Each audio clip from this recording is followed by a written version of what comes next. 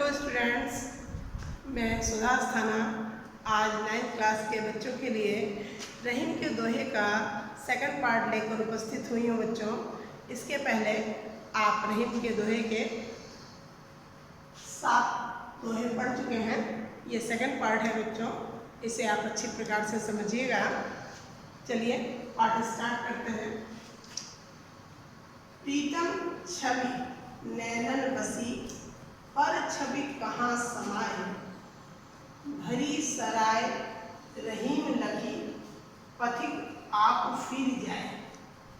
अब देखिए बच्चों, छवि मीन्स शोभा, नैनन यानी आंखों में, सराय का अर्थ है धर्मशाला जहाँ यात्री आकर विश्राम करते हैं, लखी माने देखना, पथिक यानी यात्री, फिर जाए यानी वापस चले जाते हैं। देखिए बच्चों, प्रीतम छवि नैनन बसी, कवि क्या कहते हैं कि प्रभु के प्रेम रूपी जो छवि है, प्रभु जो हमारी आंखों में बस गए हैं, तो ऐसी स्थिति में और दूसरे किसी के लिए भी हमारी आंखों में स्थान नहीं रह गया है। एक स्थान पर दो चीजें समाहित नहीं हो सकती। हमारी आंखों में कौन आ चुके हैं? प्रीतम अर्थात प्रभु। हमारी आंखों में प्रभु का वास हो चुका है। अब वहां पर किसी और का निवास नहीं हो सकता। किस प्रकार? उसी प्रकार जैसे यात्री अपने ठहरने के लिए स्थान खोजता है और अगर धर्मशाला को, सराय को वह भरा हुआ देखता है तो वह रहने के लिए कहीं अन्य स्थान पर चला जाता है। पथिक आप फिर जाए। जब पथिक या यात्री देखता है कि सराय में बहुत भीड़ है, वह भरी हुई है, धर्मशाला भरी हुई है, तो वह अन्य दूसरा स्थान खोजने के लिए चला जाता है। कवि का कहना है कि उसी प्रकार जब आंखों में प्रभु परमात्मा का वास हो जाता है तो अन्य किसी के लिए, अन्य किसी प्रकार की माया मोह के लिए उसमें स्थान नहीं होता है। ठीक है बच्चों, अब ये क्या था? यह है व्याख्या। मैंने पहले भी आपको बताया था कि सबसे पहले आपको लिखना होता है संदर्भ, फिर प्रसंग, फिर व्याख्या और उसके बाद काव्यगत सौंदर्य। काव्यगत सौंदर्य जरूर लिखना है क्योंकि उस पर आपको 2 मार्क्स मिलते हैं। अब लिखेंगे हम काव्यगत सौंदर्य। काव्यगत सौंदर्य के अंतर्गत बच्चों भाषा, शैली, रस, छंद, अलंकार, गुण, इनका वर्णन करना होता है। तो इसमें आप क्या लिखेंगे? भाषा ब्रज है, शैली मुक्तक, रस शांत, दो और छंद, ये क्या है? दोहा छंद है। अलंकार, इसमें दृष्टांत अलंकार। ठीक है बच्चों, अब अगला दोहा देखिए। रहीमन धागा प्रेम का, मत तोड़ो चटकाए, टूटे से फिर ना जुड़े, जुड़े गांठ पर जाए। अब इसमें आप प्रसंग लिखेंगे। संदर्भ तो सबका एक जैसा ही रहेगा। आप इसमें प्रसंग लिखेंगे कि रहीम दास जी ने इसमें क्या वर्णन किया है कि उन्होंने कहा है कि कभी भी प्रेम संबंध को, आपस के व्यवहार को अचानक में तोड़ नहीं देना चाहिए। तोड़ने के बाद फिर पहले जैसा संबंध नहीं हो पाता है। आप देखिए, रहीमन धागा प्रेम का, मत तोड़ो चटकाए। तोड़ो का मतलब है तोड़ना। टूटे से फिर ना जुड़े, जुड़े गांठ पड़ जाए। गांठ का मतलब उसमें ग्रंथि पड़ जाना, उसमें खटास आ जाना। रहीमदास जी कहते हैं कि कभी भी हमें संबंध को, प्रेम के संबंध को या आपसी व्यवहार को कभी भी झटक कर अचानक में तोड़ना नहीं चाहिए। हमेशा संबंध को मधुर बनाने की कोशिश करनी चाहिए, कभी भी उसको तोड़ना नहीं चाहिए। क्यों? कि टूटे से फिर ना जुड़े, जुड़े गांठ पड़ जाए। अगर संबंध टूट जाता है फिर वह आपस में कभी भी जुड़ता नहीं है, फिर से संबंध मधुर नहीं हो पाते हैं। अगर संबंध फिर जुड़ते भी हैं तो क्या होता है, आपस में एक गांठ सी पड़ जाती है, खटास आ ही जाती है, फिर से पुरानी बात याद आ ही जाती है। इसलिए हमें आपस में हमेशा संबंध मधुर रखना चाहिए। अब देखिए काव्य सौंदर्य भी भाषा, ब्रज है, शैली, मुक्तक, रस, शांत, छंद, दोहा और अलंकार। बच्चों यहाँ पर पुनरुक्ति प्रकाश अलंकार का वर्णन हुआ है। जुरे, जुरे एक शब्द दो बार आया है परंतु दोनों का अर्थ समान है। इसका अर्थ है जुड़ना, समान अर्थ होता है तो अलंकार होता है पुनरुक्ति प्रकाश अलंकार। और अगर इन दोनों का अर्थ अलग अलग होता तो यहाँ पर अलंकार हो जाता यमक, तब यहाँ पर यमक अलंकार होता, लेकिन यहाँ पर पुनरुक्ति प्रकाश अलंकार है। अगला दोहा देखेंगे, कदली सीप भुजंग मुख, स्वाति एक गुण तीन, जैसी संगति बैठिए ते सोई फल दी। इसमें रहीमदास जी ने संगति की व्याख्या बहुत अच्छी प्रकार से की है। उन्होंने क्या कहा कि कदली, कदली का अर्थ है केला, सीप, सीपी जो समुद्र में पाई जाती है सीपी, भुजंग मुख यानी सर्प का मुख, स्वाति क्या है, स्वाति एक नक्षत्र है, नक्षत्र का नाम है स्वाति, तेसोई मन वैसा ही, दीन मीन्स देता है। अब देखिए आप, केला, सीपी और सर्प के मुख, ये तीन चीजें हैं।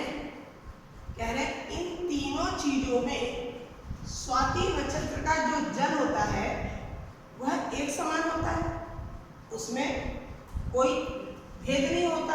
वो इन तीनों की संगत में जाकर जैसी संगत उसे मिलती है वैसा ही फल हो जाता है।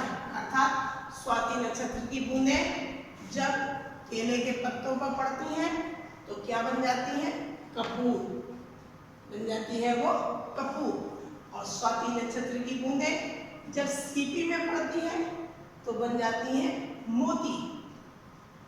और स्वाति नक्षत्र का वही जल, वही बूंदें जब सर्प के मुख में पड़ती हैं तो वो विष बन जाती है। ऐसा क्यों होता है, वो संगति का असर होता है। जैसी जैसी संगत बैठिए तेसो ही फल दी, अगर जैसी संगत में इंसान बैठता है वैसा ही वो हो जाता है। किस प्रकार से, इसी प्रकार स्वाति नक्षत्र की बूंद में एक समान गुण होते हैं परंतु वह अलग अलग संगत में जाकर अलग अलग फल देता है।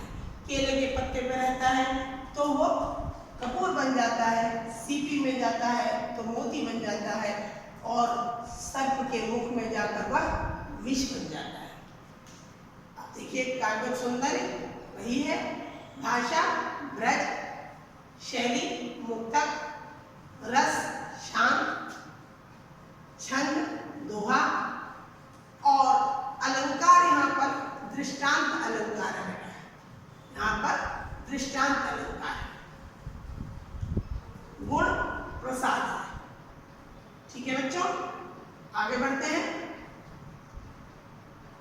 तरवर फल नहीं खात है, सरवर पियहि न पान, कहे रहीम पर काज हित, संपत्ति सचहि सुजान। अब रहीमदास जी ने यहाँ पर वर्णन किया है कि सज्जन व्यक्ति किस प्रकार का कार्य करते हैं। अब देखिएगा, तरवर मीन्स वृक्ष, सरवर यानी सरोवर, तालाब, पान मीन्स जल, परकार यानी दूसरों के हित के लिए, दूसरों के लिए, संचय मन इकट्ठा करना, ठीक है बच्चों, अब व्याख्या देखिए। रहीमदास जी कहते हैं कि वृक्ष अपने फल को स्वयं नहीं खाते। वृक्षों पर फल लगते हैं परंतु वृक्ष अपना फल स्वयं नहीं खाते। सरोवर पिए ही न पानी, और सरोवर यानी नदी तालाब अपने जल को स्वयं नहीं पीते हैं। वो क्या करते हैं? हमेशा परोपकार करते हैं। वृक्षों के फल को और लोग ही खाते हैं और सरोवर के जल को दूसरे लोग ही पीते हैं। कही रहीम पर काज हित संपत्ति सदैव सुजान। रहीमदास जी कह रहे हैं कि इसी प्रकार जो परोपकारी व्यक्ति है वह दूसरों के हित के लिए ही धन इकट्ठा करते हैं। वो जो भी धन इकट्ठा करते हैं वो अपने हित के लिए नहीं, अपने ऊपर नहीं लगाते, वो दूसरों के हित के लिए ही हमेशा संपत्ति का संचय करते हैं। काव्य सौंदर्य, भाषा, ब्रज, शैली, मुक्तक, रस, शांत, छंद, दोहा और अलंकार। यहाँ पर बच्चों उदाहरण अलंकार, गुण, प्रसाद, ठीक है बच्चों। और संपत्ति संचय सुजान में सवर्ण की आवृत्ति 3 बार आई है, अतः यहाँ पर अनुप्रास अलंकार भी है। ठीक है बच्चों, समझ रहे? संपत्ति सचय सुजान, इसमें अनुप्रास अलंकार का भी वर्णन हुआ है। अगला दोहा देखेंगे। रहीमन देख बड़े को लघु न दीजे डारी, जहां काम आवे सुई कहां करे तलवार। अब रहीमदास जी ने यहाँ वर्णन किया है कि कभी भी किसी को छोटा नहीं समझना चाहिए। जहाँ छोटे का कार्य है वहाँ कोई बड़ा व्यक्ति उस कार्य को नहीं कर सकता। अब देखिए आप, बड़े मीन्स बड़े व्यक्ति, लघु माने छोटा, डारी माने दीजिए, डारी माने त्यागना चाहिए, त्यागना। ठीक है बच्चों, तलवार का अर्थ है तलवार। अब देखिए व्याख्या। रहीमदास जी कहते हैं कि कभी भी ऐसा नहीं करना चाहिए कि बड़ों को सम्मान पड़े मिले और छोटे व्यक्तियों को त्याग दिया जाए, ऐसा कभी भी नहीं करना चाहिए। हमेशा बड़े व्यक्ति जैसे सम्मानित है वैसे ही अपने स्थान पर छोटे व्यक्तियों को भी सम्मान अवश्य मिलना चाहिए, क्योंकि जहाँ काम आवे सुई कहाँ करे तलवार। यानी जहाँ सुई का काम होगा, जहाँ सीने का काम होगा, जहाँ किसी चीज को सीना है, सिलना है, वहां पर तलवार कुछ नहीं कर सकती। तलवार युद्ध क्षेत्र में ही कार्य कर सकती है, उसका काम सिलना नहीं है। तो सुई अपना काम करेगी और तलवार अपना काम करेगा। इसलिए बड़े को देखकर कभी भी छोटे व्यक्ति को कभी भी त्यागना नहीं चाहिए। काव्य सौंदर्य, भाषा, ब्रज, शैली, मुक्तक, रस, शांत, छंद, दोहा और अलंकार। यहाँ पर दृष्टांत अलंकार है। गुण, प्रसाद। आगे देखिए। यो रहीम सुख होत है बढ़त देख निज गोद, ज्यों बड़री अखियां निरखी आंखें को सुख होत। यहाँ रहीमदास जी ने वर्णन किया है कि व्यक्ति अपने वंश को, अपने गोत्र को बढ़ता हुआ देखता है तो अत्यंत सुख का अनुभव करता है। बढ़त मीन्स बढ़ना, गोत्र मीन्स अपने वंश को, गोत्र को देखकर, बड़री यानी बड़ी बड़ी, निरखी माने देखकर, आंखें यानी आंखों को। अब देखिए आप, यो रहीम सुख होते हैं। रहीमदास जी कहते हैं कि व्यक्ति को बहुत सुख होता है, बहुत प्रसन्नता का अनुभव करता है व्यक्ति कब? बढ़त देख निज को, जब उसका वंश आगे को बढ़ता है। जब व्यक्ति का वंश आगे बढ़ता है तो व्यक्ति को उसी प्रकार प्रसन्नता होती है जैसे बड़ी बड़ी आँखों को देखकर आँखों को अत्यंत सुख प्राप्त होता है। हमारी आँखें अगर किसी की सुंदर बड़ी बड़ी आँखों को देखती है तो आँखों को बड़ी प्रसन्नता प्राप्त होती है। कवि का कहना है कि उसी प्रकार व्यक्ति को अपने वंश को जब वो बढ़ता देखता है तो उसे बहुत अधिक प्रसन्नता होती है। काव्य सुंदर देखेंगे, भाषा, ब्रज, शैली, मुक्तक, रस, शांत, छंद, दोहा और अलंकार, दृष्टांत अलंकार। गुण, प्रसाद गुण। आगे देखिए, रहीमन ओछे नरन ते तजो बैर अरु प्रीति काटे चाटे स्वान के दुहु भांति विपरीत। अब देखो बच्चों, रहीमदास जी ने इस दोहे में बताया है कि जो ओछे प्रकृति के लोग हैं उनसे न तो प्रेम करना चाहिए और न ही वैर करना चाहिए। अब देखिए आप, ओछे मीन्स जो निम्न कोटि के व्यक्ति हैं। तजो मीन्स त्याग देना चाहिए, बैर यानी शत्रुता, प्रीति मीन्स प्रेम, स्वान मीन्स कुत्ता और दुह मीन्स दोनों तरफ से, विपरीत माने उल्टा असर। अब देखिए, रहीमन ओछे नरन ते तजो बैर अरु प्रीति। रहीमदास जी कहते हैं जो ओछे प्रकृति के, जो बुरी प्रकृति के लोग हैं उनसे ना ही प्रेम करना चाहिए और ना ही शत्रुता करनी चाहिए। जो बुरी प्रकृति के लोग हैं उनसे ना ही प्रेम अच्छा है और ना ही उनसे शत्रुता अच्छी है। क्यों? उसी प्रकार जैसे कुत्ता अगर चाटता है तो उसका प्यार तो प्रदर्शित होता है परंतु वह हमें अपवित्र कर देता है, और अगर वह काट लेता है तो हमारे शरीर में दर्द, पीड़ा और विष उत्पन्न हो जाता है। इस प्रकार जो ओछे प्रकृति के लोग हैं उनसे दोनों प्रकार से विपरीत असर होता है, ना उनका प्रेम अच्छा है और ना ही उनकी शत्रुता अच्छी है। ठीक है बच्चों, समझ में आया आपको?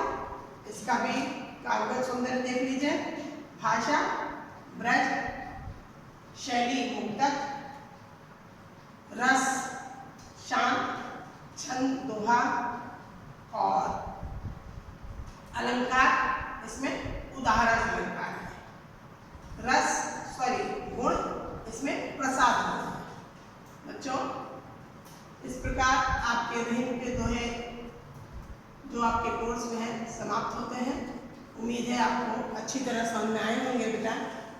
अगर आपको हमारी वीडियो पसंद आती है तो आप इसको लाइक, शेयर और सब्सक्राइब अवश्य करें। धन्यवाद बच्चों।